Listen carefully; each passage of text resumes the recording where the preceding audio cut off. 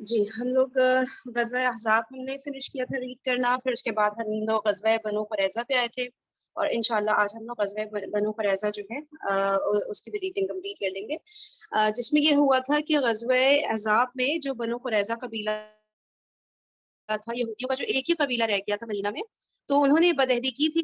غزوہ احزاب جو مسلمانوں کے لیے اتنی اس وقت ایک یعنی کہ اعصابی جنگ جسے کہا جاتا ہے نا، ایک چل رہی تھی، مسلمان اتنی مشکلوں کا شکار، اور ظاہر سی بات ہے آگے اتنا بڑا لشکر مسلمانوں کا کھڑا ہوا تھا، اس وقت انہوں نے بدعہدی کی تھی مسلمانوں کے ساتھ نا، مسلمانوں کی ہمت توڑنے کے لیے۔ تو پھر جو ہے اس لیے جو غزوہ احزاب کے بعد جو ہے پھر ظاہر سی بات ہے ان سے بھی نمٹنا تھا، بنو قریظہ والوں سے۔ تو جیسے ہی غزوہ احزاب سے واپس آئے تھے، اسی وقت حضور پاک صلی اللہ علیہ وسلم کے لیے اللہ تعالیٰ نے حکم نازل کیا کہ آپ سب کو لے کر بنو قریظہ کی طرف روانہ ہو۔ پھر وہاں پر جب بنو قریظہ کی طرف پہنچے تو پھر جو ہے ان کا جو قلعہ تھا جس میں وہ لوگ رہ رہے تھے، تو اس میں ان کا محاصرہ کر لیا، اور پھر جو ہے یہ محاصرہ کئی دنوں تک جب کنٹینیوڈ رہا، تو ان کا جو سردار تھا بنو قریظہ کا، کعب بن اسد، اس نے تجاویز دی تھی کہ بھئی یہ تجاویز ہیں، ان کو آپ سب لوگ یعنی کہ اس کے جو قبیلے والے قبول کر لیجئے، تاکہ جو ہے شاید ان میں سے پھر کسی طرح سے ہماری بچت ہو جائے، ورنہ تو یہ مسلمان ہمیں نہیں چھوڑیں گے۔ تو تینوں کی تینوں تجاویز نہیں مانی یہودیوں نے، اور انہوں نے جو ہے یہ ڈیسائیڈ کیا کہ ہم گیو اپ کر دیتے ہیں، ہم مسلمانوں کا مقابلہ نہیں کر سکتے، جبکہ ٹیکنیکلی اسپیکنگ مطلب عقل کی کسوٹی پر رکھ کے سوچا جائے تو بھئی وہ گیو اپ تو مسلمانوں کو کرنا چاہیے تھا۔ وہ باہر اتنے زیادہ بھوک برداشت کر رہے ہیں، سردی برداشت کر رہے ہیں، اتنا تھک کے آئے تھے، غزوہ احزاب کوئی 25 دن کی تقریباً جنگ چلی تھی نا، تو اتنا تھک کر آئے ہوئے تھے، اور لیکن اور یہ لوگ قلعے میں آرام سے محفوظ طریقے سے رہ رہے تھے، کھانے پینے کا بھی سامان تھا، کنویں چشمے پانی کا بھی انتظام تھا، سب کچھ تھا، آرام سے تھے، نہ انہوں نے کوئی جنگ لڑی ہوئی تھی، کچھ بھی نہیں، لیکن جو ہے اللہ تعالیٰ نے ان کے دلوں میں ایسا روب ڈالا مسلمانوں کا، کہنے لگا ہماری کوئی بچت نہیں، چند دن اور بھی ہم قلعے میں گزار لیں تو کوئی فرق نہیں پڑنے والا، مسلمانوں کے حوصلہ نہیں ٹوٹنے والا، یہ ہمارا محاصرہ کیے رہیں گے۔ تو پھر وہ باہر نکلے اور انہوں نے گیو اپ کیا۔ ان کا جو بنو قریظہ کا حلیف قبیلہ اوس تھا، ان کے بھی ایک شخص یعنی ابو لبابہ رضی اللہ تعالیٰ عنہ، ان سے بھی مشورہ لیا انہوں نے، لیکن پھر ان کو ساری باتیں یہی سمجھ آئیں کہ بس ہم اور کچھ بھی نہیں کر سکتے، ہمیں گیو اپ ہی کرنا ہے، تو ہتھیار ڈال دیے انہوں نے رسول پاک صلی اللہ علیہ وسلم کے سامنے۔ اب جو ہے رسول پاک صلی اللہ علیہ وسلم سے انہوں نے ظاہر سی بات ہے اوس والے جو تھے وہ چاہ رہے تھے کہ کسی طرح ہمارے جو یہ حلیف قبیلہ ہے بنو قریظہ، ان کے ساتھ نرمی کا معاملہ کیا جائے نا۔ تو رسول پاک صلی اللہ علیہ وسلم نے حضرت سعد بن معاذ رضی اللہ تعالیٰ عنہ جو کہ اوس کے سردار تھے، ان کو یہ جو ہے ان کو یہ یعنی کہ ڈیسیجن میکنگ کے لیے کہا کہ آپ جو ہے ڈیسیجن میکنگ کریں، کیونکہ اوس والے ظاہر سی بات ہے وہ چاہ رہے تھے نرمی کا معاملہ ہو، اور مطلب کہ ہمارے ہی کوئی بندہ جب ڈیسائیڈ کر رہا ہوتا ہے تو ہوتا ہے نا بھائی وہ تو انصاف ہی کرے گا، وہ تو نرمی کا ہی معاملہ کرے گا، تو رسول پاک صلی اللہ علیہ وسلم نے ان کو دے دی اونرشپ کہ ٹھیک ہے بھائی آپ کا ہی جو سردار ہے وہی ڈیسیجن لیں گے۔ اور پھر جب حضرت سعد بن معاذ رضی اللہ تعالیٰ عنہ آئے تو انہوں نے بالکل حق پر مبنی انہوں نے فیصلہ دیا کہ جو ہے ان سب کے جو مرد ہیں ان کو تو قتل ہی کر دینا ہے، اور عورتوں اور بچے جو ہیں ان کو پھر قیدی بنا لیا جائے گا، اور جو مال ہے ان کا وہ تقسیم کر لیا جائے گا۔ اور تو پھر رسول پاک صلی اللہ علیہ وسلم نے فرمایا کہ یہ جو فیصلہ سعد بن معاذ رضی اللہ تعالیٰ عنہ نے لیا ہے، یہ اوپر 7 آسمانوں کے اوپر اللہ تعالیٰ کا بھی یہی فیصلہ ہے۔ صحیح، اچھا اس کے بعد ہم نے میرے خیال سے اچھا اس کے بعد پھر بتا رہے ہیں کہ ہاں، اور یہ والا فیصلہ بالکل حق پر مبنی تھا، کیونکہ جب مسلمان اتنی کرٹیکل سچویشن میں تھے غزوہ عذاب میں، اس وقت انہوں نے بدعہدی کی تھی مسلمانوں کے ساتھ، اور بھی ان کے بہت ساری اس طرح کے انہوں نے وعدے مسلمانوں سے توڑے تھے، دھوکے دیے تھے، تو اس وقت پھر جو ہے ان کے لیے یہی سزا بنتی تھی۔ اور پھر جو بھی مال تھا وہ تقسیم ہوا، اور مسلمانوں کے بعد ہاں انہوں نے بہت زیادہ نا وہ بھی کیا تھا، جنگ تو نہیں لڑ پاتے تھے نا مسلمانوں سے، یہ تو ان میں اتنا وہ تھا ہی نہیں کہ بھئی یہ جنگ لڑ سکے، تو انہوں نے جو ہے سپلائی بہت کرتے تھے نا تلواروں کی، نیزوں کی دشمنوں کو جو اسلام کے دشمن تھے، تاکہ ان کا جو ہے وہ مضبوط ہو جائے اور مسلمانوں کو ہرا دے۔ تو یہ ساری چیزیں ان کی چلتی رہتی تھی نا، تو اس لیے جو ہے یہ بالکل حق پر مبنی فیصلہ ایک دیا تھا سعد بن معاذ رضی اللہ تعالیٰ عنہ نے۔ تو اب اس فیصلے کی ایگزیکیوشن ہم دیکھیں گے، کہاں سے ہم پڑھیں گے؟ جی ایک منٹ رکیے بس، صحیح ہے، ہاں ہم یہاں سے پڑھیں گے۔ اس فیصلے کے بعد رسول اللہ صلی اللہ علیہ وسلم، یہ جو اوپر آ رہا ہے نا سیکنڈ پیراگراف جو اس پیج کا، تو اگر کوئی ریڈ کرنا چاہ رہے تو آپ لوگ انمیوٹ کر سکتے ہیں۔ چلیے صحیح، میں اس کو ریڈ فرحین میں پڑھوں؟ جی جی سسٹر بالکل ٹھیک ہے، صحیح ہے۔ سیکنڈ پیراگراف اس فیصلے کے بعد سے شروع کرنا ہے نا؟ جی جی بالکل، ایک پیراگراف ہم پڑھیں گے پھر اس کو ایزی ورڈز میں ایکسپلین کر لیں گے، ٹھیک ہے؟ آپ چاہیں تو آپ کر ٹھیک ہو سکتی ہیں، گیا، نہیں تو مل کے کر لیں گے، جیسے بھی ہو جائے۔ سے. ٹھیک ہو گیا، ٹھیک ہے. اچھا، اس فیصلے کے بعد رسول اللہ صلی اللہ علیہ وسلم کے حکم پر بنو قریظہ کو مدینہ لا کر بنو نجار کی ایک عورت جو حارث رضی اللہ تعالیٰ عنہ کی صاحبزادی تھی کہ گھر میں قید کر دیا گیا اور مدینہ کے بازار میں خندقیں کھود دی گئی. فرحین، اگر میں تیز پڑھ رہی ہوں یا کلیئر نہیں ہے تو پلیز مجھے بتائیے گا. نہیں نہیں، ماشاء اللہ بالکل کلیئر ہے، اسپیڈ بالکل صحیح ہے. ٹھیک. پھر انہیں ایک ایک جماعت کر کے لے جایا گیا اور ان خندقوں میں ان کی گردنیں مار دی گئیں.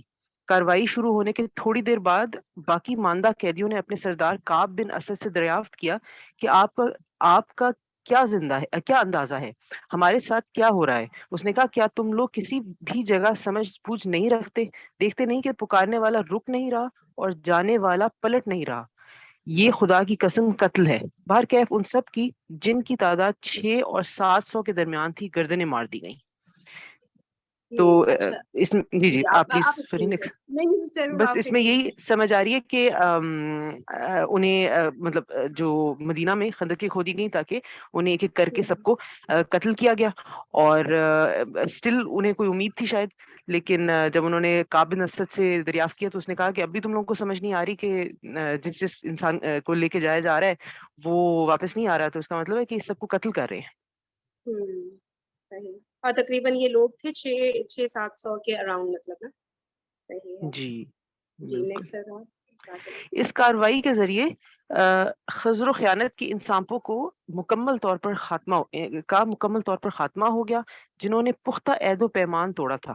مسلمانوں کے خاتمے کے لیے ان کی زندگی کے نہایت سنگین اور نازک ترین لمحات میں دشمن کو مدد دے کر جنگ کے اکابر مجربین کا کردار ادا کیا تھا، اور اب وہ واقعتاً مقدمے اور پھانسی کے مستحق ہو چکے تھے. ان کی بہت سخت جو ہے وہ سزا اسی لیے ہوئی تھی کیونکہ انہوں نے ایک عہد کیا تھا رسول پاک صلی اللہ علیہ وسلم سے اور وہ عہد توڑا تھا. اور مسلمانوں کو کہ سارٹ آف ان کے پیٹھ پہ جو ہے وہ خنجر کھوپا تھا. تو اور جیسا آپ نے پیچھے بھی بات کی ہے کہ ان کی ایکسپیکٹیشن یہ تھی کہ ہمیں بچا لیا جائے گا، لیکن حضرت سعد بن معاذ حالانکہ جو ہسٹری ہے وہ یہ ہے کہ اوس کے سردار تھے اور اوس کے بہت اچھے تعلقات اور ہمیشہ یہ الائز رہے تھے بنو قریظہ سے. دے ور ایکسپیکٹنگ کہ ہمیں اس بار جو اوس کے سردار ہیں حضرت سعد وہ بچا لیں گے، اور اسی لیے انہوں نے ان کی جو ہے ڈیسیجن پہ اتفاق کیا تھا کہ ہم ان کا ڈیسیجن جو بھی ہوگا وہ ہم مانیں گے. لیکن حضرت سعد بن معاذ نے ہر چیز سے پہلے رسول پاک صلی اللہ علیہ وسلم کو رکھا، اور جب ان سے عہد توڑا ہے کسی نے تو اس کی پھر بچت نہیں ہے. آگے چل. بنو قریظہ کی اس تباہی کے ساتھ ہی بنو نذیر کا شیطان اور جنگ احزاب کا ایک بڑا مجرم ہوئی بن اخطب بھی اپنے کیفر کردار کو پہنچ گیا. یہ شخص ام المومنین حضرت صفیہ رضی اللہ تعالی عنہا کا باپ تھا. قریش و غطفان کی واپسی کے بعد جب بنو قریظہ کا محاصرہ کیا گیا اور انہوں نے قلعہ بندی اختیار کی تو یہ بھی ان کے ہمراہ قلعہ بند ہو گیا تھا، کیونکہ غزوہ احزاب کے ایام میں یہ شخص جب کعب بن اسد کو غزر و خیانت پر آمادہ کرنے کے لیے آیا تھا تو اس کا وعدہ کر رکھا تھا اور اب اسی وعدے کو نباہ کر رہا تھا.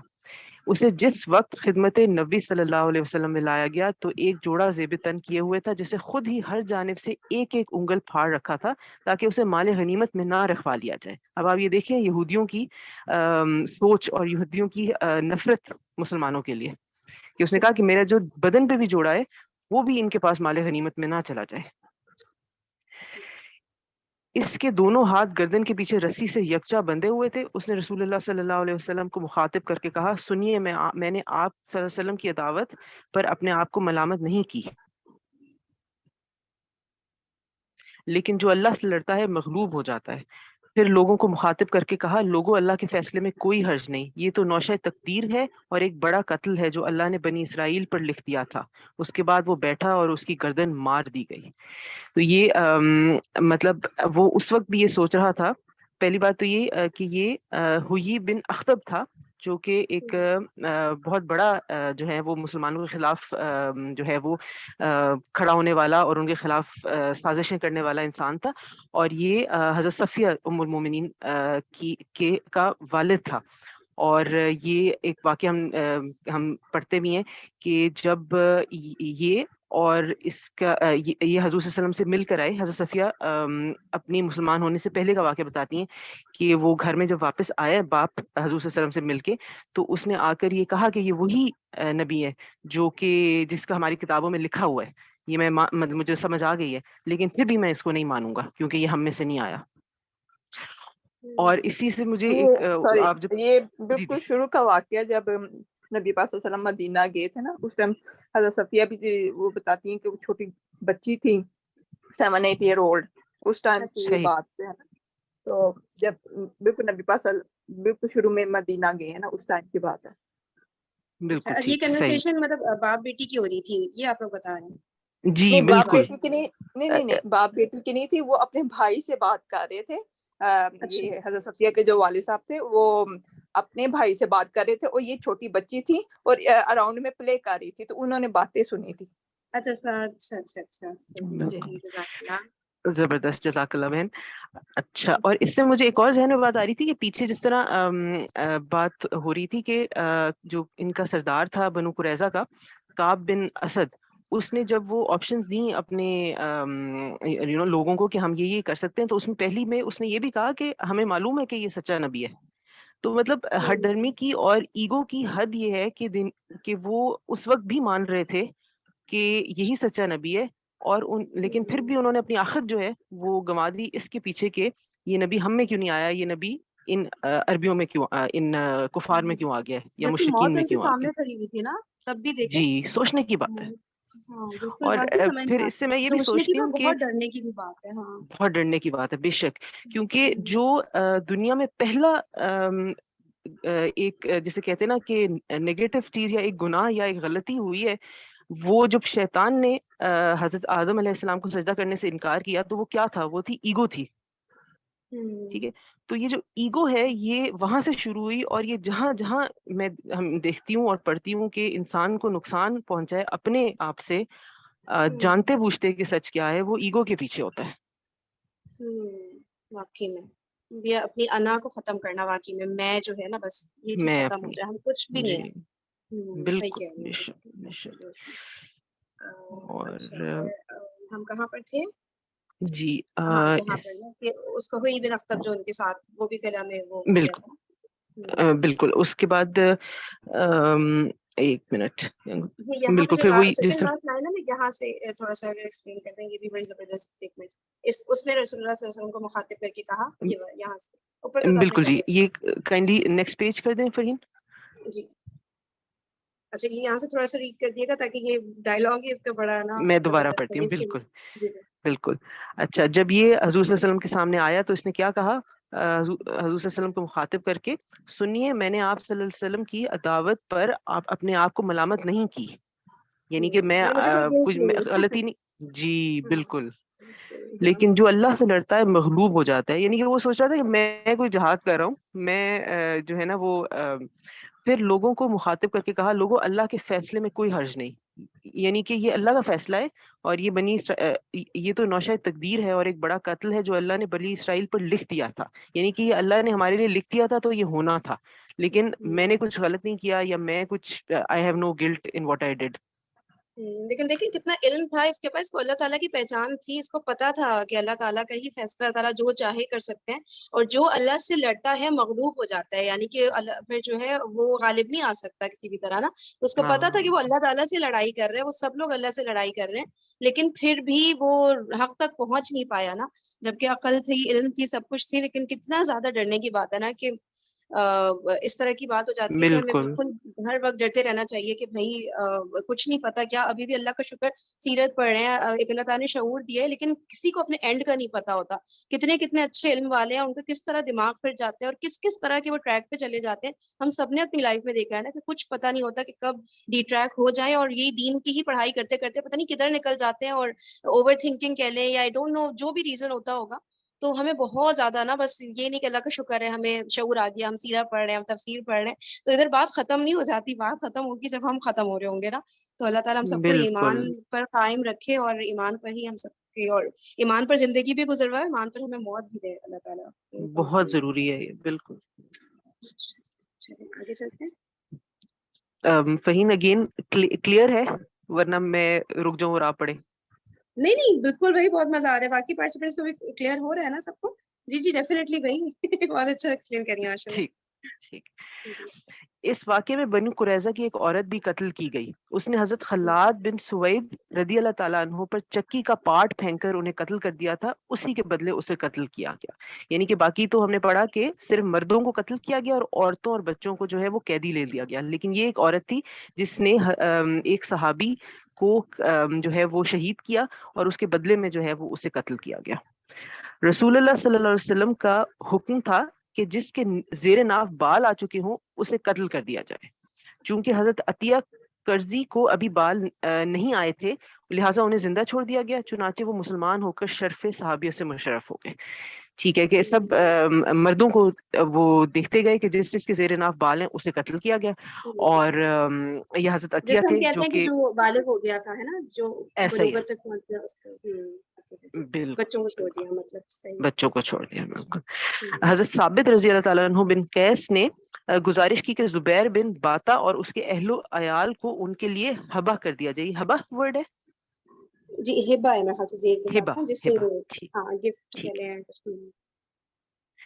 اس کی وجہ یہ تھی کہ زبیر رضی اللہ تعالیٰ عنہ نے ثابت پر کچھ احسانات کیے تھے. ان کی گزارش منظور کر لی گئی. اس کے بعد ثابت بن قیس رضی اللہ تعالیٰ عنہ نے زبیر سے کہا کہ رسول اللہ صلی اللہ علیہ وسلم نے تم کو اور تمہارے اہل و عیال کو میرے لیے ہبہ کر دیا ہے اور میں ان سب کو تمہارے حوالے کرتا ہوں, یعنی تم بال بچوں سمیت آزاد ہو. لیکن جب زبیر بن باتا کو معلوم ہوا کہ اس کی قوم قتل کر دی گئی ہے تو اس نے کہا ثابت تم پر میں نے جو احسان کیا تھا اس کا واسطہ دے کر کہتا ہوں کہ مجھے بھی دوستوں تک پہنچا دو.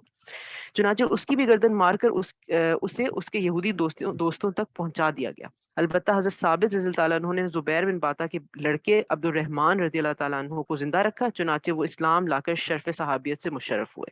اسی طرح بنو نجار کی خاتون حضرت ام المنذر سلمہ رضی اللہ تعالیٰ عنہ بنت قیس نے گزارش کی کہ سیمیول کرزی کے لڑکے رفاع کو ان کے لیے ہبہ کر دیا جائے. ان کی بھی گزارش منظور ہوئی اور رفاع کو ان کے حوالے کر دیا گیا. انہوں نے رفاع کو زندہ رکھا اور وہ بھی اسلام لا کر شرف صحبت سے مشرف ہوئے. یہ کتنے لکی لوگ تھے, چند لوگ جو تھے. یعنی اور کہ ایک طرح سے ان کو مطلب ان کی ملکیت میں ایک طرح سے دے دیا. انہوں نے ریکویسٹ کی حضرت ثابت رضی اللہ تعالیٰ عنہ نے اور حضرت ام المنذر رضی اللہ تعالیٰ عنہ نے, تو اس طرح سے ان کو ان کی یعنی کہ ان کی ملکیت میں ایک طرح سے ان کو دے دیا. تو انہوں نے کہا کہ ٹھیک ہے بھائی آپ لوگ آزاد ہیں. لیکن دیکھیں وہاں پہ وہ کیا بتا رہے ہیں ان کے بارے میں نا, جی سسٹر ایکسپلین کریں گے یہ کون تھے؟ جی یہ تھے جی جی قیس بن زبیر تھے. نہیں سوری زبیر بن اس کے باتا. بعد قیس بالکل ثابت بن قیس رائٹ. اچھا جی صحابی کی ثابت بن بات قیس کریں. صحابی تھے بالکل. اور انہوں نے ہبہ کرنے کو کہا اپنے لیے جن یہودی کو ان کا نام زبیر بن باتا تھا. اور اس نے لیکن کہا کہ چونکہ میرے سب ساتھی جو ہیں ان کو قتل کر دیا گیا ہے تو مجھے بھی ان کے ساتھ قتل کر دیں, مطلب مجھے بھی واصل جہنم کر دیں. اب عجیب بات ہے کہ مطلب ان کی یہی سمجھ میں آتی ہے کہ بہت اسٹرانگ ریلیجس افیلیشن ہے اپنی جو ان کے ٹیچنگز ہیں یا جو ان کی انڈرسٹینڈنگ ہے اس کے ساتھ. اور اس کو میں اس بات سے بھی جب میں پڑھ رہی تھی کنیکٹ کر رہی تھی کہ جیسے نہیں ہوتا کہ ہمارے جو دوست احباب ہوتے ہیں ہمیں بس وہ جو کر رہے ہوتے ہیں ہم ان سے اتنا انفلوئنس ہوئے ہوتے ہیں, جو گروپ سائیکالوجی نہیں ہوتی کہ بس جیسے میرے لوگ ہیں جو بھی کر رہے ہیں بس میں اس سے الگ نہیں, میں آڈ ون آؤٹ کے لاؤں گا یا اس طرح نا کہ میں ان سے الگ کوئی ڈیسیجن لینے کی مجھ میں ہمت نہیں ہے. جیسے سب قتل بھی ہوئے تو ٹھیک ہے میں قتل بھی ہو جاؤں گا, لیکن اس وقت میرے میں اتنے گٹس نہیں ہے کہ میں کوئی ڈیسیجن لوں. جبکہ ان کو آپشن دیا تھا کہ تم آزاد ہو بھائی. وہ دیکھ نہیں رہے تھے کتنے 600-700 لوگوں کو قتل کیا گیا, کوئی معمولی بات تو نہیں ہے, اور خندق میں ڈالا جا رہا ہے.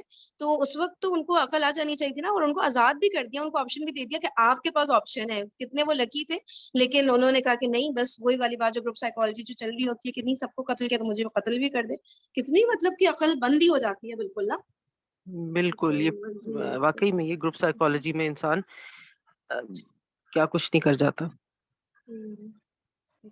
تو اس طرح سے پھر یہ دو لوگ مسلمان ہو گئے تھے, یعنی کہ ان کی اولاد میں سے, اور پھر یہ جو بتا رہے ہیں حضرت ام المنذر رضی اللہ تعالیٰ عنہ نے بھی یہ جو ایک صحابی تھے ان کو جو ہے مسلمان کر دیا تھا لیٹر آن نا. بس کہ جس طرح سے میں اللہ تعالیٰ نے لکھا ہو تو خوش بے قسمتی شک ماشاء اللہ سے. آگے چلتے. جی چند اور افراد نے بھی اسی رات ہتھیار ڈالنے کی کارروائی سے پہلے اسلام قبول کر لیا تھا، لہٰذا ان کی بھی جان و مال اور ذریت محفوظ رہی۔ اسی رات عمر نامی ایک اور شخص جس نے بنو قریظہ کی بدعہدی میں شرکت نہ کی تھی باہر نکلا، اسے پہرہ داروں کے کمانڈر محمد بن مسلمہ رضی اللہ تعالیٰ عنہ نے دیکھا لیکن پہچان کر چھوڑ دیا، پھر معلوم نہیں وہ کہاں گیا۔ یعنی ایک تو یہ بتا رہے ہیں کہ چند اور لوگ بھی تھے جو اس کاروائی سے پہلے جو ہے وہ انہوں نے یعنی کہ ڈیورنگ دا سیج پروبیبلی انہوں نے اسلام قبول کر لیا باہر آ کر، ایسا ہوا ہوگا۔ جب وہ دیکھ رہے ہوں گے قتل ہو رہے ہیں لوگ، ہمارے پاس کوئی آپشن نہیں، پھر ان کو اللہ تعالیٰ نے ہدایت دے دی ہوگی کہ بھائی وہ اسلام، انہوں نے یہ یہودی تھے نا، انہوں نے ان میں سے کچھ نے پھر اسلام قبول اس وقت کر لیا ہوگا جب ہتھیار ڈالنے کی کارروائی ہو رہی تھی، تو اس وقت انہوں نے اچھا ہتھیار ڈالنے کی کارروائی اس وقت کا بتا رہے ہیں، اس سے بھی پہلے اچھا ناٹ ڈیورنگ دس جو یہاں پہ قتل ہو رہا تھا، چند اور افراد نے بھی اسی رات ہتھیار ڈالنے کی کارروائی سے پہلے اسلام قبول کر لیا تھا، یعنی کہ جب یہ لوگ گیو اپ کر رہے تھے نا، ہتھیار ڈالا تھا انہوں نے رسول پاک صلی اللہ علیہ وسلم کے سامنے کہ جو ہے ہم جو ہے بس اب ہم گیو اپ کریں، اب آپ جو معاملہ ہمارے ساتھ فرمائیں، اور نرمی کا معاملہ ریکویسٹ بھی کر رہے تھے، تو اس سے پہلے ہی بتا رہے ہیں کہ ان لوگوں نے کچھ لوگوں نے اسلام قبول کر لیا تھا، اور یہ امر نامی کوئی شخص تھا، یہ پھر اس کا پتہ نہیں چلا کہ اس نے بدعہدی میں شرکت نہیں کی تھی بنو قریظہ کے ساتھ نا، تو اس نے اسٹینڈ لیا ہوگا کہ نہیں بھائی میں نہیں کر سکتا یہ سب نا دھوکے بازیاں، تو وہ وہاں سے اس وقت ہٹ گیا تھا، پھر بعد میں جو ہے اس کو کچھ پتہ نہیں چلا کہ کیا ہوا ہے نا۔ صحیح، کنٹینیو کروں میں؟ جی اب آپ کنٹینیو۔ ٹھیک۔ بنو قریظہ کے اموال کو رسول اللہ صلی اللہ علیہ وسلم نے خمس نکال کر تقسیم فرما دیا، شہ سوار کو 3 حصے دیے، ایک حصہ اس کا اپنا اور 2 حصے گھوڑے کے، اور پیدل کو 1 حصہ دیا۔ قیدیوں اور بچوں کو حضرت سعد بن زید انصاری رضی اللہ تعالیٰ عنہ کی نگرانی میں نجد بھیج کر ان کے عوض گھوڑے اور ہتھیار خرید لیے گئے۔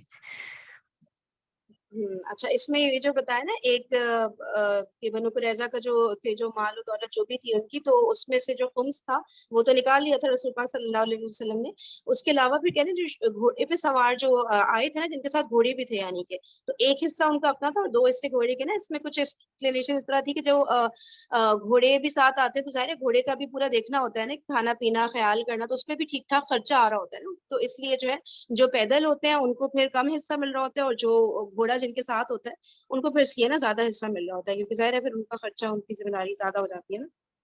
اور پھر بتا رہے ہیں قیدیوں اور بچوں کو حضرت سعد بن زید رضی اللہ تعالیٰ عنہ کی نگرانی میں نجد بھیجا گیا، جتنے بھی قیدی اور جتنے بھی بچے سب تھے ان کو نجد بھیجا گیا، اور پھر ان کے بدلے میں، ان قیدیوں کے بدلے میں جو ہے گھوڑے اور ہتھیار خرید لیے گئے فیوچر کے لیے۔ جی ٹھیک ٹھیک۔ رسول اللہ صلی اللہ علیہ وسلم نے اپنے لیے بنو قریظہ کی عورتوں میں سے حضرت ریحانہ بنت عمر رضی اللہ تعالیٰ عنہ بن خنافہ کو منتخب کیا۔ یہ ابن اسحاق کے بقول آپ صلی اللہ علیہ وسلم کی وفات تک آپ صلی اللہ علیہ وسلم کی ملکیت میں رہی، لیکن قلبی کا بیان ہے کہ نبی صلی اللہ علیہ وسلم نے انہیں 6 ہجری میں آزاد کر کے شادی کر لی تھی۔ پھر جب آپ صلی اللہ علیہ وسلم حجۃ الوداع سے واپس تشریف لائے تو ان کا انتقال ہو گیا اور آپ صلی اللہ علیہ وسلم نے انہیں بقیع میں دفن فرما دیا۔ ٹھیک ہے، تو جو خواتین قید ہوئی تھی ان میں سے حضرت ریحانہ رضی اللہ تعالیٰ عنہ کو آپ صلی اللہ علیہ وسلم نے منتخب کیا تھا، اور پھر وہ یہ کہہ رہے ہیں کہ ایک یہ ابن اسحاق کے مطابق جو تھی وہ اینڈ تک آپ صلی اللہ علیہ وسلم کی ملکیت میں رہی، لیکن قلبی ہیں جنہوں نے کہا ہے کہ 6 ہجری میں حضور صلی اللہ علیہ وسلم نے پہلے انہیں آزاد کیا اور پھر شادی کر لی ان سے، اور آفٹر حجۃ الوداع جب حضور صلی اللہ علیہ وسلم واپس پہنچے تو ان کا انتقال ہوا اور پھر انہیں بقیع میں دفن فرمایا گیا۔ اور یہ میں دیکھ رہی تھی کہ یہی زیادہ ایکسیپٹڈ فیکٹ ہے کہ یہ 6 ہجری میں شادی ہوئی تھی۔ صحیح ٹھیک ہے۔ جب بنو قریظہ کا کام تمام ہو چکا تو بندہ صالح حضرت سعد بن معاذ رضی اللہ تعالیٰ عنہ کی اس دعا کی قبولیت کے ظہور کا وقت آ گیا، جس کا ذکر غزوہ احزاب کے دوران آ چکا ہے۔ یہ دعا میں خیال ہے وہ تھی کہ جب حضرت سعد نے کہا تھا کہ اگر اس کے بعد کوئی بڑا مارکا یا بڑی جنگ نہیں ہونی ان کے ساتھ تو مجھے یہ جو مجھے زخم ہوا ہے یہی میری موت کا سبب بن جائے۔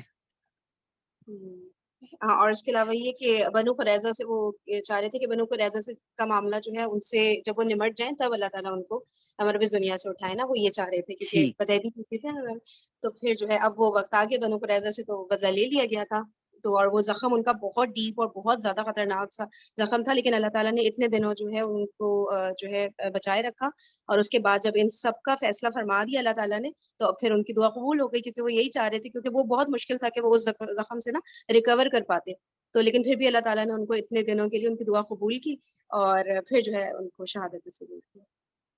ٹھیک، چنانچہ ان کا زخم پھوٹ گیا۔ اس وقت وہ مسجد نبوی میں تھے۔ نبی صلی اللہ علیہ وسلم نے ان کے لیے وہیں خیمہ لگوا دیا تھا تاکہ قریب ہی سے ان کی عیادت کر لیا کریں۔ حضرت عائشہ رضی اللہ تعالیٰ عنہا کا بیان ہے کہ ان کے سینے کا زخم پھوٹ کر بہا۔ مسجد میں بنو غفار کے بھی چند خیمے تھے، وہ یہ دیکھ کر چونکے کہ ان کی جانب خون بہہ کر آ رہا ہے۔ انہوں نے کہا، خیمے والو، یہ کیا ہے جو تمہاری طرف سے ہماری طرف آ رہا ہے؟ دیکھا تو حضرت سعد کے زخم سے خون کی دھار رواں تھی، پھر اسی سے ان کی موت واقع ہوگی۔ اور کہتے ہیں کہ بالکل یہ آگے بات آ رہی ہے بلکہ کہ اللہ تعالیٰ کا عرش ہل گیا تھا جب اور حضرت سعد کی موت جو ہے ہاں ان کا جو زخم تھا جو کہ غزوہ احزاب سے لگا ہوا تھا، تو وہ پھر جو ہے وہ دوبارہ سے مطلب ایک طرح سے وہ پھوٹ گیا اور اس کے اندر سے نا خون کا بتا رہے ہیں کہ پوری دھار روانہ ہوئی، اور وہ پھر باہر بہتی بھی آ رہی ہوگی نا، تو اس پہ لوگ حیران ہو رہے تھے کہ یہ کہاں سے آ رہا ہے نا، تو پھر ان کو پھر پتہ چلا کہ حضرت سعد بن معاذ کا جو خیمہ وہاں سے یہ آ رہا ہے، اور پھر بتا رہے ہیں ان کو شہادت نصیب ہوئی تھی۔ جی، اور میں آگے ادھر کچھ ایڈ کروں۔ ایکچولی مسجد نبوی میں کیمپ لگتا تھا نا اس ٹائم، کہ زخمیوں کو وہاں رکھا جاتا تھا، تو پھر ایک نرس بھی وہاں تھی، رفیدہ کر کے نام آتا ہے ان کا، تو وہ خیال بھی رکھتی تھی ان کا، کھانا بھی بناتی تھی، اور وہاں سے پھر آپ صلی اللہ علیہ وسلم بھی یعنی کے پاس ہی تھے تو خیریت وغیرہ معلوم کر لیتے تھے۔ تو یہ سعد بن معاذ رضی اللہ عنہ وہ ادھر لیٹے ہوتے تھے مسجد نبوی میں، تو ایک بکری ان کے اوپر سے گزر گئی، تو وہ اس بکری کے ساتھ ان کی تھوڑی بازو کھینچی گئی، اور زخم جو تھا وہ زیادہ ٹوٹ گیا، اور بازو آلموسٹ جیسے کھینچ کو بکری کے ساتھ ہی چلی گئی نا، تو اس کی وجہ سے کافی ان کا خون نکلا اور وفات ہو گئی۔ اچھا، جزاک اللہ۔ آگے چلتے ہیں۔ صحیحین میں حضرت جابر رضی اللہ تعالیٰ عنہ سے مروی ہے کہ رسول اللہ صلی اللہ علیہ وسلم نے فرمایا کہ سعد بن معاذ رضی اللہ تعالیٰ عنہ کی موت سے رحمان کا عرش ہل گیا۔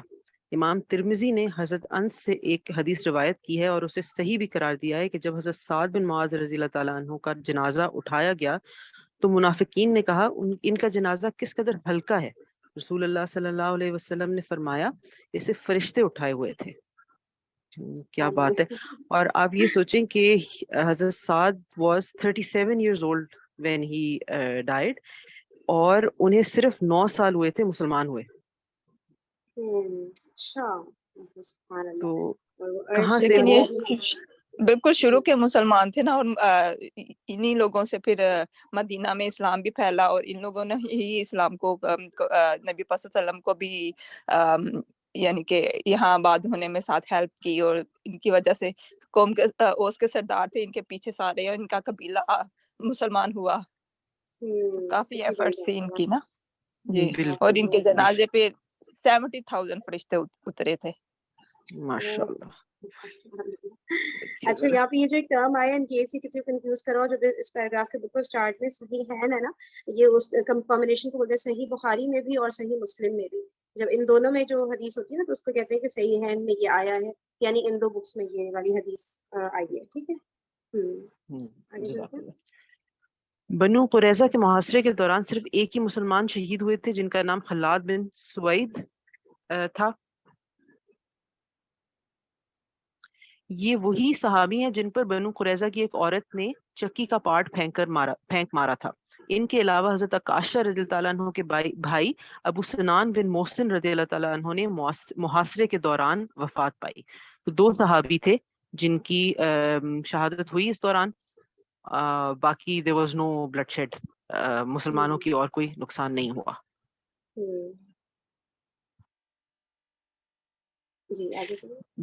جہاں تک حضرت ابو لبابہ رضی اللہ تعالیٰ عنہ کا معاملہ ہے تو وہ 6 رات مسلسل ستون سے بندھے رہے۔ ان کی بیوی ہر نماز کے وقت آ کر کھول دیتی تھی اور وہ نماز سے فارغ ہو کر پھر اسی ستون میں بندھ جاتے تھے۔ اس کے بعد رسول اللہ صلی اللہ علیہ وسلم پر صبح दम उनकी तौबा नाजिल हुई। इस वक्त आप हजरत उम्मे सलमा रजी अल्लाह ताला अन्हा के मकान में तशरीफ फरमा थे।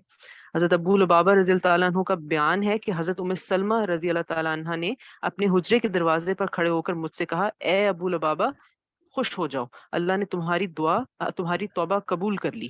ये सुनकर सहाबा उन्हें खोलने के लिए उछल पड़े, लेकिन उन्होंने इनकार कर दिया कि उन्हें रसूलुल्लाह सल्लल्लाहु अलैहि वसल्लम के बजाय कोई और न खोलेगा। चुनाचे जब नबी सल्लल्लाहु अलैहि वसल्लम नमाज फजर के लिए निकले और वहां से गुजरे तो उन्हें खोल दिया गया। अच्छा, ये हजरत अबू लुबाबा रज़ी अल्लाह ताला अन्हु वही है ना जिनसे इन्होंने कहा था बनु कुरैज़ा वालों ने कि हम जरा मशवरा कर लें इनसे कि अगर हमने हथियार डाला तो आपको क्या लगता है हमारा क्या नतीजा होगा। तो फिर उन्होंने अपने जो हलक होता है, हलक की तरफ इशारा करते हुए उन्होंने कहा था कि कहा नहीं था, उनका इशारे से मतलब ये था कि तुम लोग सब ज़िबा कर दिए जाओगे ना। तो इसलिए जो है उनको हिंट मिल गई थी, तो उनको ये था कि ये तो एक स्ट्रैटेजी थी हमारी, तो ये उन्होंने जो है डिस्क्लोज कर दी थी वहाँ पे, यानी एक तरह से राज़-फाश कर दिया। तो उन्हें एकदम ही बस ये इशारा करते ही उनको एहसास हुआ था ना, तो फिर उन्होंने मस्जिद नबी के एक सुतून से अपने आप को जाकर बांध लिया था कि बस जब तक अल्लाह ताला मेरी माफ़ी का नहीं, मुझे माफ़ नहीं करते, तब तक बस मैं यहाँ से, और नबी पाक सल्लल्लाहु अलैहि वसल्लम खुद मुझे आकर यहाँ से नहीं खोलते, तब तक मैं तो यहाँ से बंदा ही रहूँगा ना। तो अब बता रहे हैं कि अल्लाह ताला ने उनको माफ़ किया। तो फिर जो है नबी सल्लल्लाहु अलैहि वसल्लम ने जो है बताया हज़रत उम्मे सलमा रज़ी अल्लाह ताला अन्हा को, तो उन्होंने जाके फिर जो है इनको खुशखबरी दी कि आप खुश हो जाएँ, अल्लाह ताला ने आपको माफ़ कर दिया है। और फिर उनको खोलने ही लगे थे कि उन्होंने कहा कि नहीं, मुझे नबी पाक सल्लल्लाहु अलैहि वसल्लम के बजाय कोई भी और नहीं खोलेगा।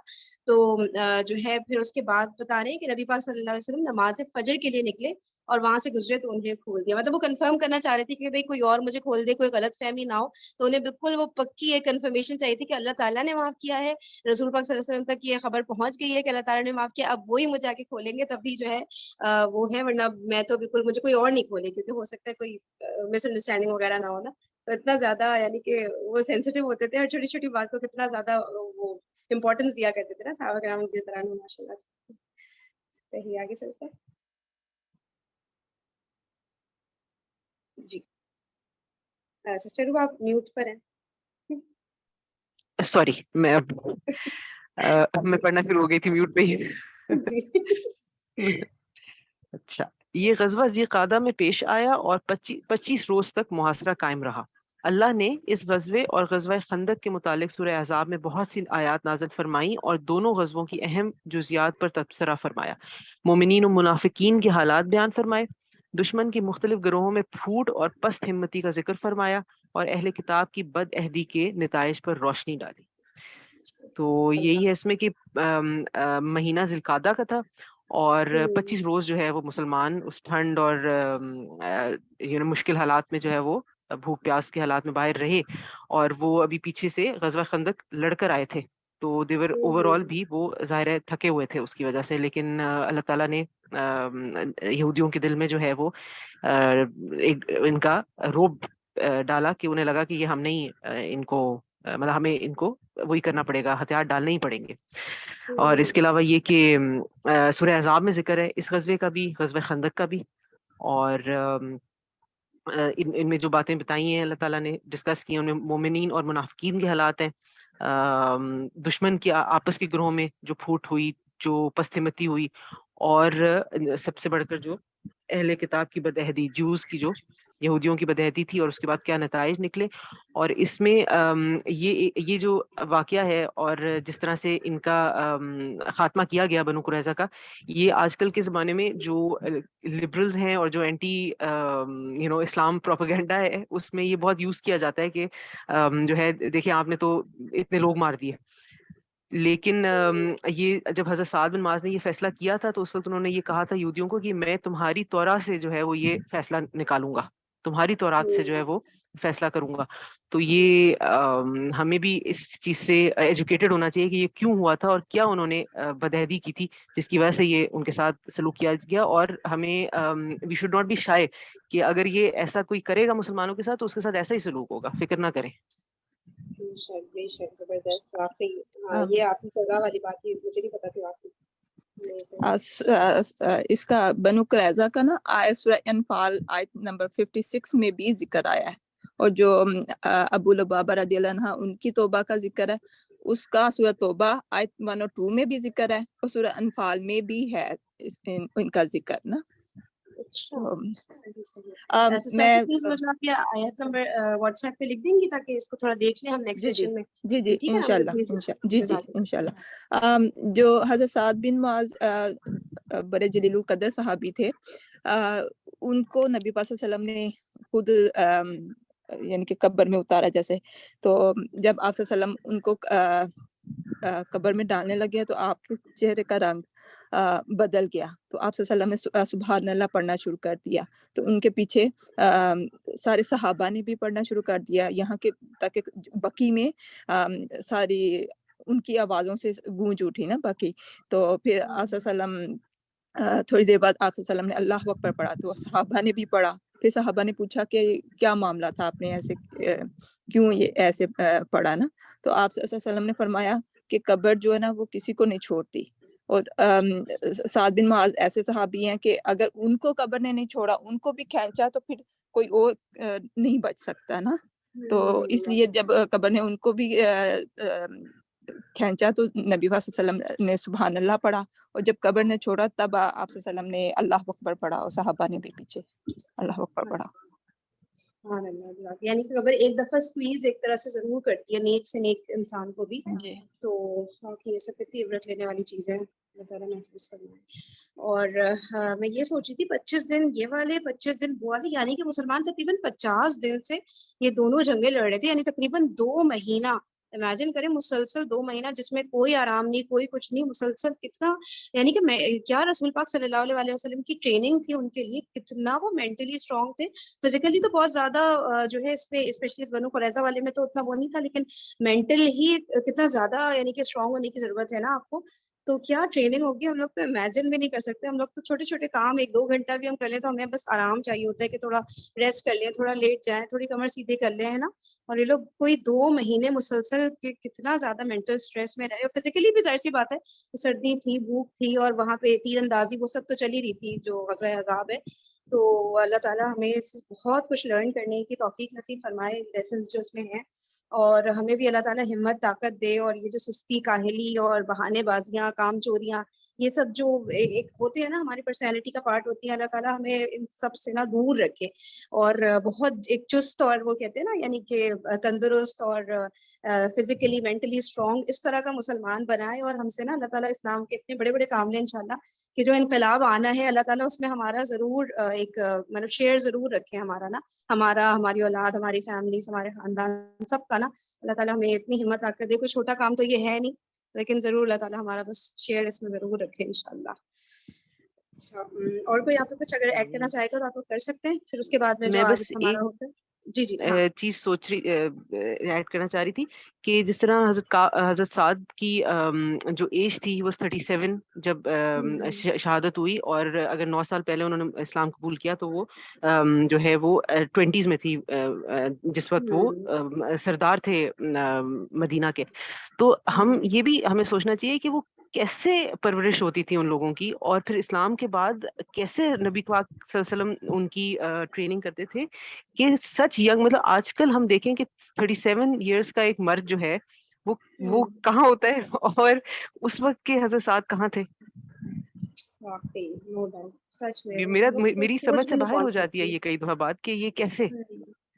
باقی وہی بات ہے نا کہ ہمیں سمجھ نہیں آ رہی ہوتی, اور بس یہ ہمیں یہ مسلسل نا اس وقت میں رہنا پڑے گا. ہمیں بہت زیادہ بکس ریڈنگ, ویڈیوز, اسکالرس کی, یہ سب نا تو تب بھی سمجھ تو پھر بھی نہیں ہے اس طرح سے آنا کہ جس طرح ان لوگ کی پرسنالٹیز تھی, لیکن کسی حد تک کچھ میں بھی ہمیں اس میں سے لرننگ مل جائے اور ہم اپنے آپ کو ان جیسا بنانے کی کوشش ہی کر لیں, ہے نا. کیونکہ ہم لوگ تو بالکل ہی دور رہے ہیں نا, ہم لوگ تو بس قرآن کی تلاوت, نفل نماز, اور ان سے آگے ہم بڑی, ہمیں لگتا تھا یہی بہت بڑی بات کر لی ہم نے. اگر ہم نے قرآن کی تلاوت کر لی یا ہم نے ایکسٹرا 2 نفل پڑھ لی ہے تو بس یہ ہم پیک پہ پہنچ گئے نا ایمان کے. تو اب اللہ کا شکر ہے, اللہ کا بہت بہت کرم ہے, اور جو علماء کرام ہے ان کا احسان ہے ہمارے اوپر کہ وہ انہوں نے ہمیں یہ ان چیزوں کا شعور دلایا. اور سب سے پہلے تو ظاہر سی بات ہے اللہ تعالیٰ کا ہی احسان ہے. اس کے بعد ان سب میں یہ جتنے بھی اسکالرز آئے موٹیویشنل جو ہیں جیسے ساحل ندیم ہے, اور جتنے بھی اس طرح کے ہیں جن سے ہم لوگ کو اتنی موٹیویشن ملی کہ ہمیں سمجھ آیا نا کہ دین کی طرف آنا ہے, دین کے لیے محنت کرنی ہے. تو بس اللہ تعالیٰ اس راستے پہ ہمیں اور آگے بڑھائیں انشاءاللہ. اور جی کوئی اور کچھ کہنا چاہتا ہے؟ ہاں نہیں بالکل صحیح بات ہے فرین. میں یہ کہتی اصل میں ہم لوگوں نے یہ واقعات ابھی تو ہم لوگ ہی دیکھیں اب پڑھ رہے ہیں, لیکن ہمارے اصل میں ضرورت اس بات کی کہ ہمارے بچے جو ہے نا, ہماری جو اب ہم جیسی مائیں اگر ہم پڑھ رہے ہیں تو ایٹ لیسٹ اپنے بچوں کے ساتھ یہ ضرور ڈسکس کریں، کیونکہ ان کو تو کچھ بھی نہیں پتا ہے نا. ظاہر ہے کہ تربیت سے بہت فرق پڑتا ہے آپ کو، جب آپ پڑھتے ہیں، جب سمجھتے ہیں، جیسے ہم لوگ اب پڑھ رہے ہیں. تو اب اسی طرح سے اگر ہم اپنی فیملی کے ساتھ مل کے بیٹھ کے پڑھیں، کچھ ڈسکشن کریں، تو پھر ہمارے یہاں جو ہے نا کچھ کسی نہ کسی حد تک کہتے ہیں نا بس جو ہے اگر آپ ایک پتھر پہ مستقل پانی پڑتا رہے تو کچھ نہ کچھ جو ہے نا وہ اس کے اندر وہ پیدا ہو جاتی ہے، گھسنا شروع ہو جاتا ہے وہ بھی نا. تو وہ اس طرح ٹائم سے ہے ہمیں جو ہے نا کیا بہت ضرورت کچھ؟ ہے اس بات کی کہ اس سیرت کو ہم پڑھیں بھی اور پھر اس کو سمجھیں بھی. ٹائم ہے کیا کچھ آپ کے پاس؟ جی جی بالکل بالکل ہے کچھ نہیں؟ جی جی بولوں گی تو پھر لمبا نہیں ہو جائے، اس لیے ڈرتے ڈرتے پوچھ رہی ہوں. ہے ہے ٹائم جلدی پڑھے ریئلی؟ جی بولے بولے ٹائم ہی بالکل نہیں. بالکل اگر کوئی بزی ہے اوکے، تو وہ کوئی بات نہیں، وہ سیشن لیو کر جائے، کوئی برا نہیں مانے گا. ظاہر ہے سب کی کمٹمنٹس ہوتی ہیں. اچھا. باقی جو لوگ اسٹے کرنا چاہتے ہیں وہ اسٹے کر لیں، ہے نا، کوئی مسئلہ نہیں ہے ایسا. جی تو السلام علیکم ورحمۃ اللہ وبرکاتہ. آپ لوگوں کا ڈسکشن سن رہے تھے کہ ابھی ہم لوگوں کی اچھا آواز تو آ رہی ہوگی نا؟ جی جی اچھا، تو یہ میں کہہ رہی تھی نا کہ وہ لوگ کیسے ہوتے تھے اور ہم لوگ اس طرح کے ہیں، اور یہ ایسا کیسی طاقت ہوتی تھی ان کے اندر، ایمان کی قوت ہوتی تھی جس کی وجہ سے کہ وہ جاتے تھے اور جنگوں میں اتنے ینگ 20+ میں اتنے ینگسٹر سارے اس میں پارٹ لیتے تھے، اور اتنا جوش اور جذبہ یہ سارا کچھ ہوتا تھا.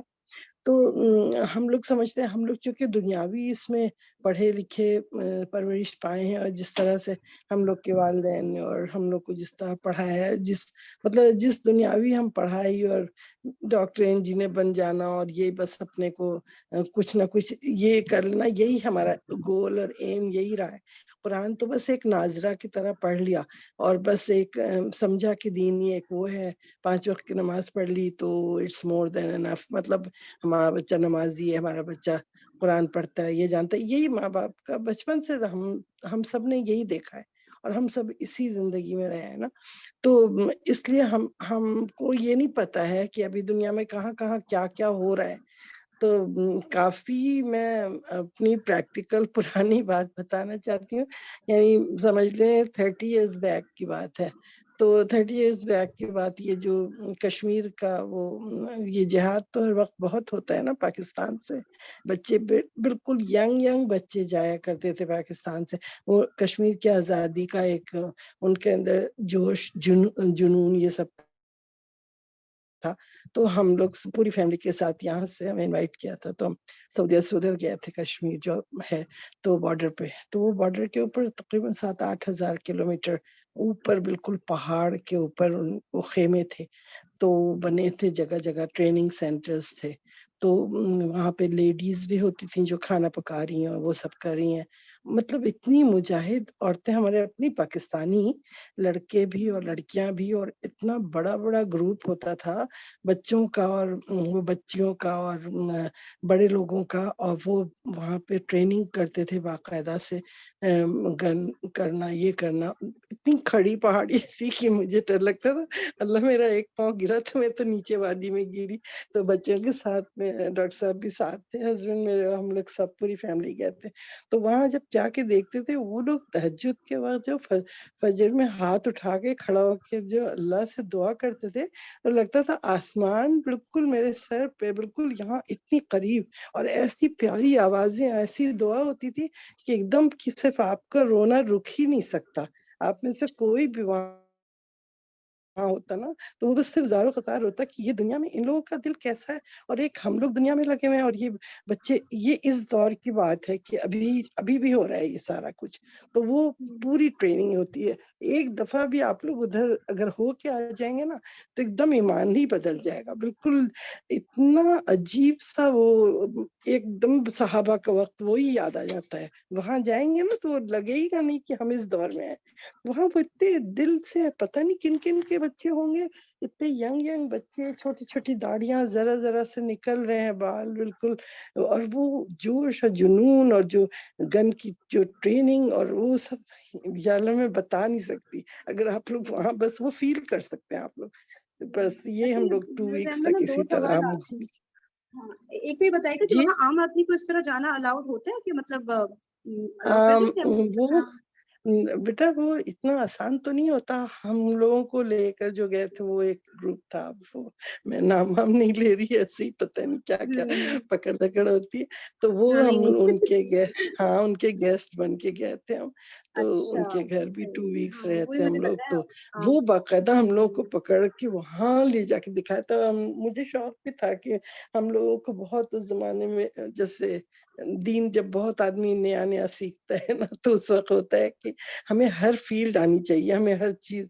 तो उस वक्त ज़ाहिर जवान भी थे, तो हिम्मत भी थी कि इतनी कुव्वत में चढ़ गए। बच्चे भी छोटे छोटे थे तीनों, लेकिन बहरहाल हम लोग सब चढ़ के वहां गए बच्चों समेत और हमारे बच्चे ने भी ट्रेनिंग ली थी वहां पे। अच्छा। तो वो बहुत तो वो वहाँ पे कौन, ये जो आप कह रही हैं जो बच्चे गए थे हाँ ट्रेनिंग लेने, तो ये जैसे मतलब हाँ किसी मदरसे के बच्चे कौन लोग थे हाँ जो ये थे जो गए थे अब ट्रेनिंग में? हर कोई अब तो वो नहीं इस तरह महल तक पहुंच सकता ना अब वो डायरेक्टली मैं कुछ। वहां पाकिस्तान में तुम लोग के पास कभी आऊंगी तो बता दूंगी। अच्छा। तो वो फुरकान भी था ना, फुरकान ने वहां ली थी बाकायदा वो सारी ट्रेनिंग। उस वक्त कितना था फुरकान, मेरा ख्याल 10-12-11 साल। उसको उस जमाने में बड़ा अच्छा सबको जोश हो गया था। अगर हम उसी दौर में होते तो आज हम यहाँ नहीं बैठे होते, पता नहीं कहाँ चले गए होते। वो फिर आहिस्ता आहिस्ता करके फिर वो चीजें खत्म होती हैं, ये होता है ना आहिस्ता आहिस्ता। लेकिन वो है दौर जो चल रहा है, कंटिन्यूस चल रहा है अभी तक मुसलसल ना। और वो बच्चे पता नहीं किन माओ के बच्चे होते हैं जो अपनी जान देने को हथेली पे रख के वो भरे हुए हैं, इतने हैं कि आप लोग सोच नहीं सकते कि।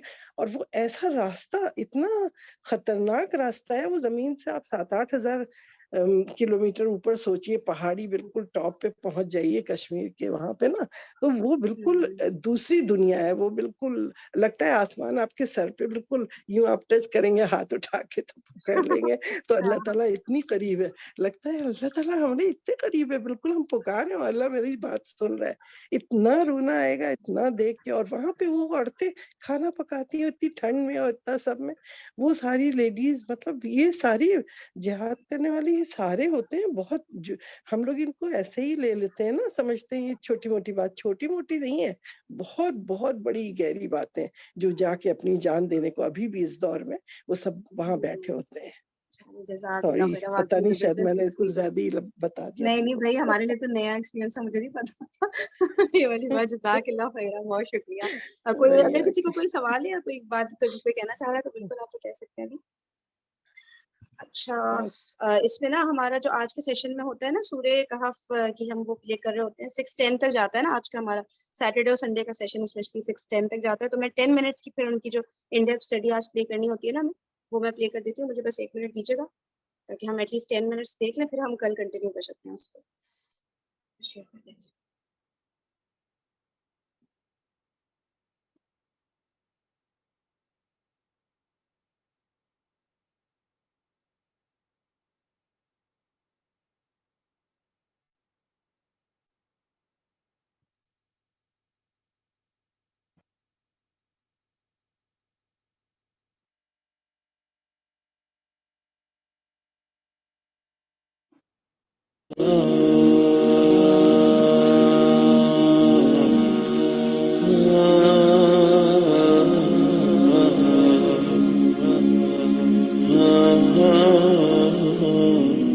और सिर्फ रूह का इतना पार्ट रह गया कि जब किसी को टर्मिनल डिजीज हो जाए तब वो अल्लाह अल्लाह करना शुरू कर दे। हमारे यहाँ भी यही है ना, हमारे यहाँ सारे 70+ हज करने क्यों चल पड़ते हैं? I am so sorry to से, मगर ये कि अल्लाह की तौफीक शुक्र है 70 साल में मिल गई, ना मिलती तो क्या करते। बट इन जनरल ज्यादातर जो पाकिस्तानी जाते हैं उसमें 70+ लोग होते हैं जिनसे सामान उठाना तो दूर की बात चला ही नहीं जा रहा होता। क्यों? इसलिए कि अब तो मरना ही है, चलो अब अल्लाह को याद कर लो। आज क्रिश्चियनिटी के अंदर भी यही कॉन्सेप्ट है। उनके बाद हॉस्पिटल्स के अंदर वो चैपल एरियाज बने होते हैं, जब किसी को टर्मिनल डिजीज हो जाती है तो फिर वो पॉप के हवाले उसको कर देते हैं, अब आप इसकी स्पिरिचुअल हीलिंग करें, अब आप इसको स्पिरिचुअली ग्रूम करें। ये कॉन्सेप्ट हमारे अंदर भी मौजूद है। हम कहते हैं अभी तो जवान हो, अभी क्या जरूरत पड़ी है दीन पर इतनी मेहनत करने की, जब 60-70 साल की होगी तो लगा लेना दीन पे वक्त। ये तो हंसने खेलने के दिन है, खेलने कूदने के दिन है।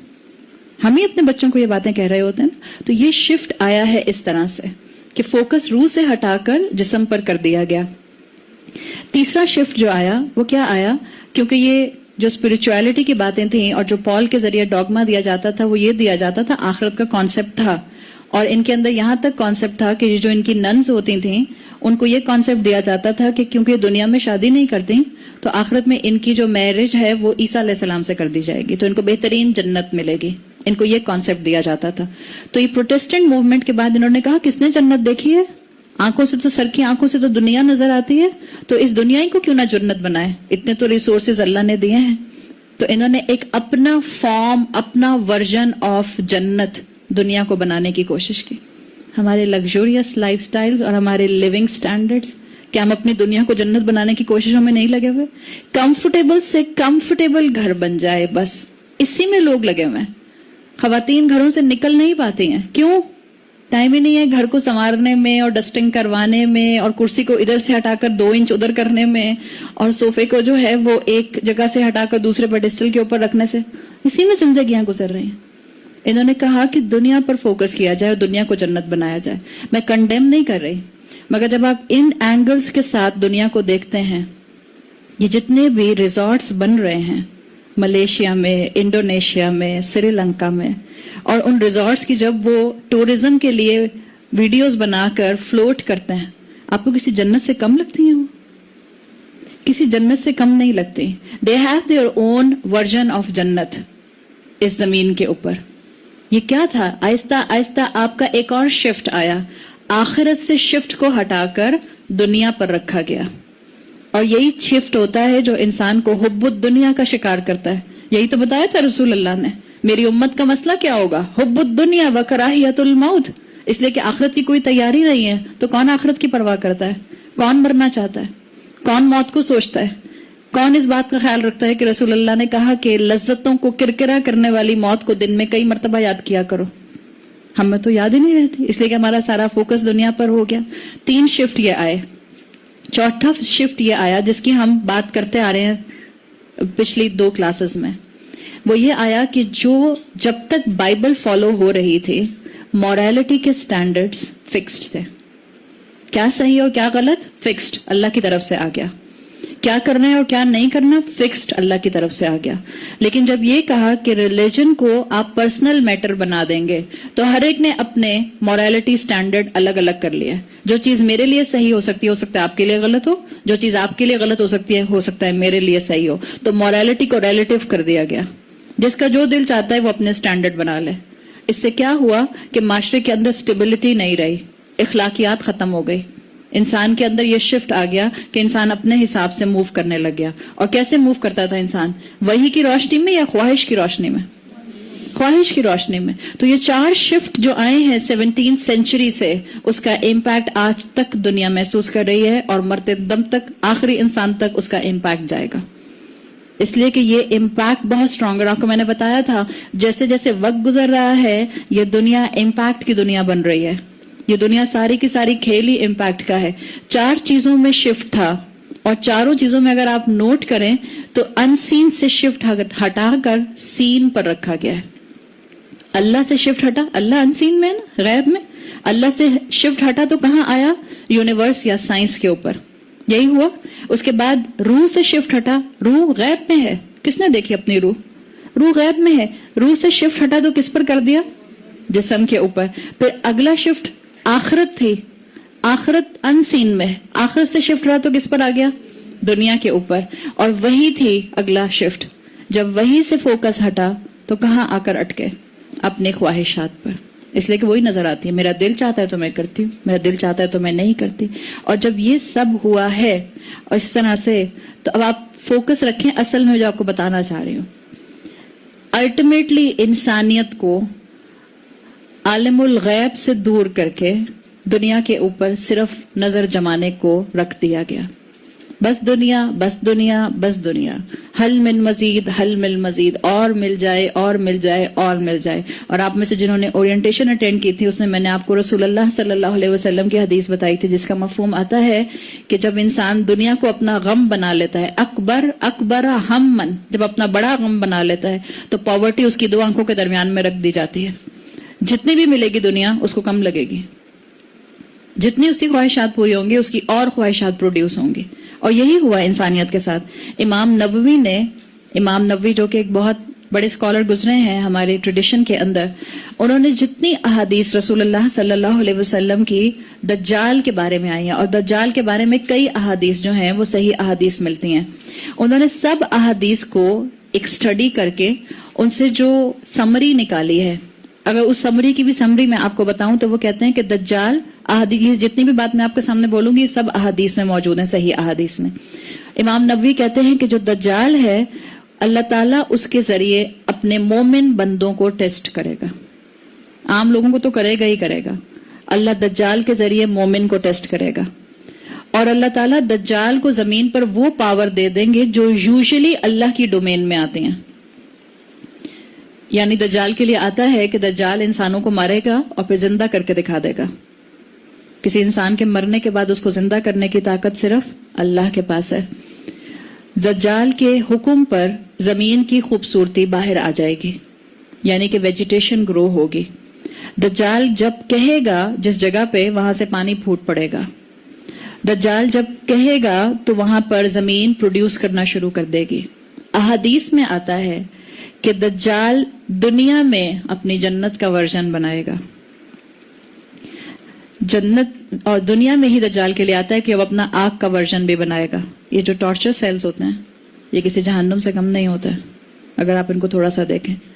دجال کے لیے آتا ہے کہ دجال کو اللہ تعالیٰ یہ طاقت دے دیں گے کہ دنیا کے ریسورسز اس کو فالو کریں گے، یعنی وہ چاہے گا جس طرح سے دنیا کے ریسورسز کو استعمال کرے گا، اور دجال جہاں حکم دے گا آسمان کو کہ بارش ہو جائے وہاں بارش ہو جائے گی۔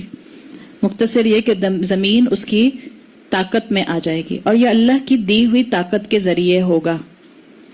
تو تھوڑی دیر کے لیے امام نووی کی یہ سمری سننے کے بعد اپنی اس آج کی دنیا کو دیکھیں، کیا آرٹیفیشل رین آج ایک ریالٹی بن چکی، بن گئی ہے نا؟ آرٹیفیشل پروڈکشن، جینیٹک سیڈز ایک ریالٹی ہے آج ہمارے اور آپ کے لیے۔ یہ جتنے بھی لمز ری جنریشنز ہیں، cloning, it's possible, it's a reality. جو جنت اور جہنم کا جو کانسیپٹ ہے آپ کو میں نے بتایا، آپ کو اپنا دنیا کا جنت کا ورژن نظر آتا ہے۔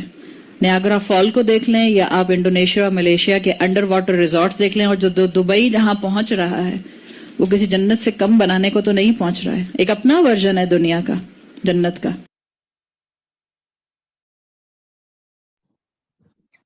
چلیں سیشن کا ٹائم اوور ہو گیا ہے۔ جزاک اللہ خیرن کثیرہ، بہت شکریہ آپ سب کے سیشن میں آنے کا۔